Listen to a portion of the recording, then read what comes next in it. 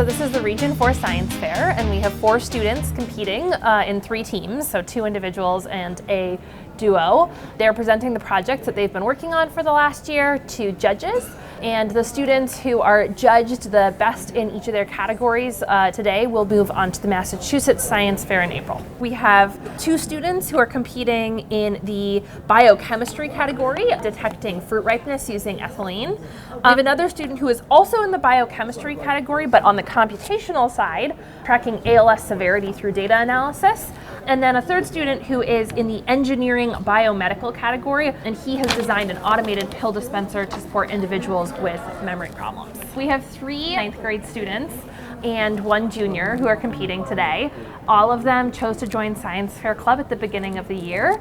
They had to write research plans, they had to propose their research kind of to the science fair, and they have been coming after school and also working in their own time to complete these projects for the last 5 or 6 months. I think they've been excited not only to present their projects, but also to see other students' projects. This is a really cool opportunity to see what high school students at a bunch of other schools in the area are interested in and what they chose to research and what they did. And I think they've also been a bit nervous, but I always say that it's good to be a little bit nervous because it means that you actually care about it. Students all joined the club at the beginning of the year. A lot of them brainstormed ideas for a few weeks before settling on a topic, and came up with questions sometime in the October to November range. Actual experimentation started sometime between December and January, and all data had to be collected and put on the poster boards by this morning.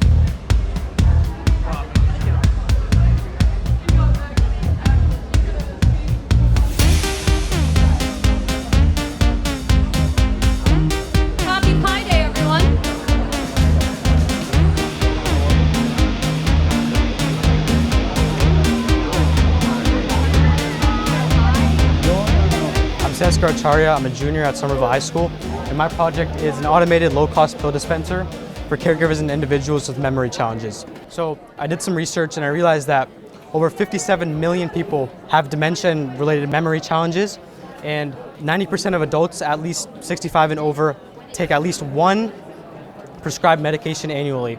And surprisingly, studies show that only 10 to 38% of them actually adhere to their regimens. So that means that 62 to 90% of them don't adhere to their actual regimens, which is deeply concerning. I created 3 surveys: a pre-designed survey, a concurrent survey, and a post-implementation survey. And the pre-designed survey served to guide this entire project, where I actually went out and surveyed real caregivers from local organizations to show a real impact. And I truly saw that affordability is very important. Everyone mentioned that it was extremely important to, affordability just matters a lot. And then desired features for medication dispensers. So from their responses, I was able to construct something to truly deliver a sophisticated product. The design overview, just a lot of electrical components. There's an ESP32 microcontroller, 4 servo motors for rotation. Pretty much I had a goal of at least getting 90% accuracy. So upon designing it, I did wood glue, created compartments instead of straws, and then upon testing, I got 100% accuracy. So all 4 servos dispensed, single dosing, everything was accurate, on point. And so it just shows that this design is truly reliable. And the really cool thing about this is it was designed only with 3D printers and laser cutters. So it shows how it's such a simple design, but it's yet so effective, and it can really truly help people.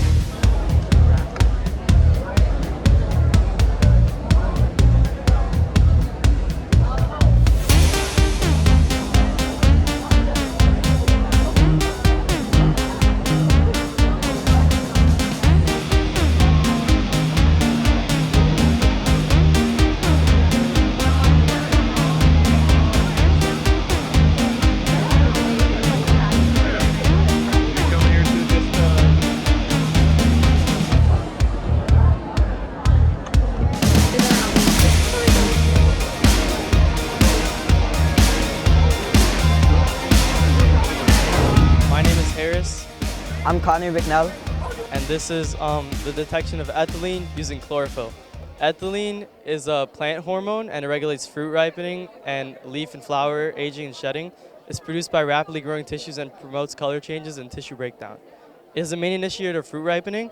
is what makes your fruits sweet and plump.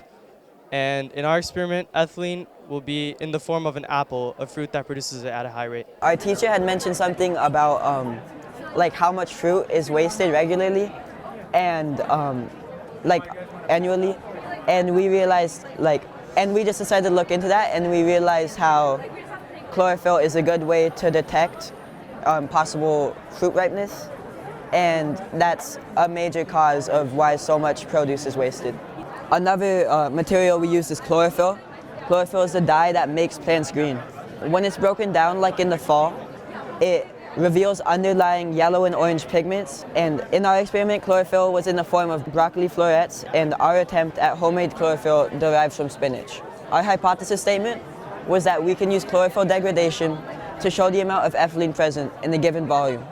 And our experiment was we put an apple in an airtight container to emit ethylene, along with a paper soaked in our homemade chlorophyll and a floret of broccoli. As our control, we put just the broccoli and the chlorophyll in an airtight container with no source of ethylene. The experiment's results were not what we expected, and the ripening apple had no visible effect on the homemade chlorophyll or the broccoli floret. It seemed to have the same rate of yellowing as the control broccoli, and the homemade chlorophyll just didn't yellow at all. What we concluded from our experiment was that we need more precise and effective sources of our two materials, ethylene and chlorophyll.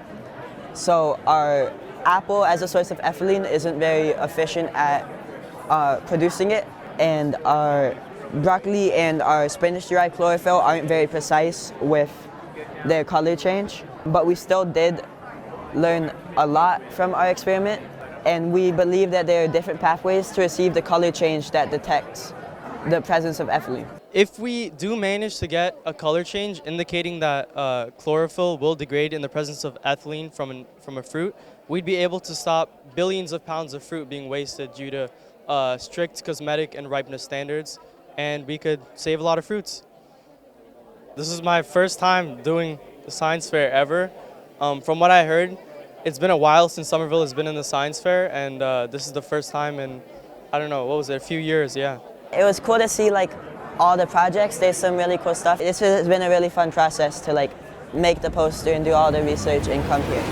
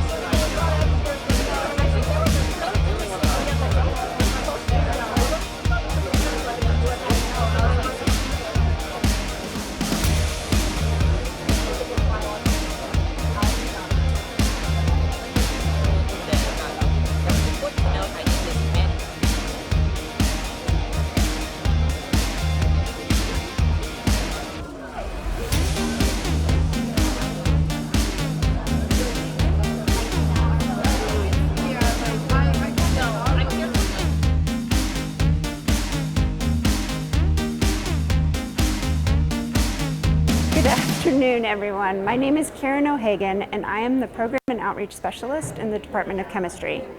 Unique to my job is that my role is to take graduate students, undergrads, and faculty members in and out of the local public schools of Somerville and Medford communities. We have an array of programming that we host, but the biggest of all of this is the Region 4 Science Fair. Held today is the 50th anniversary of this fair in the Joyce Cummings Center. In addition, we are fortunate enough it's celebrated on Pi Day, a significant day to all scientists. The students What I heard was that they were amazed by the questions that the judges fed them. To the graduate students, the industry partners, and the faculty that showed up as our judges, I say kudos to them for giving up their Saturday morning. It is the pinnacle of being able to get critical thinking skills, problem-solving skills developed outside the classroom. And it is our pleasure as Tufts University to host this event. Tufts has been fortunate to be the host since 2019. So this is our 7th year, I believe. Prior to that, the fair was held in Somerville High School. It's important to the community that we create a learning experience for everyone. This is a win-win for both our guests as judges, who are also our grad students and faculty, and the community, because if you can create or foster a community who's interested in STEM and to hold multiple conversations about it, it's a win-win. Congratulations to all of the students. A huge thank you to MSAF and the Region 4 committee who worked with me in organizing this event. Our planning began months ago, and while this has just shined how much we really did put in terms of effort and preparation. I hope you had a great time today. We just love seeing the projects. There is an email drafted to parents, teachers, and students to be sent around 1 o'clock today that has the Zoom link for the award ceremony. Thank you for coming. Great job today, everyone. Tufts generously provides an award to the top project from Somerville to support the communities that host the Tufts campus. This award goes to Sanskar Acharya from, naturally, Somerville, designing an automated affordable pill dispenser to support caregivers and individuals with memory challenges.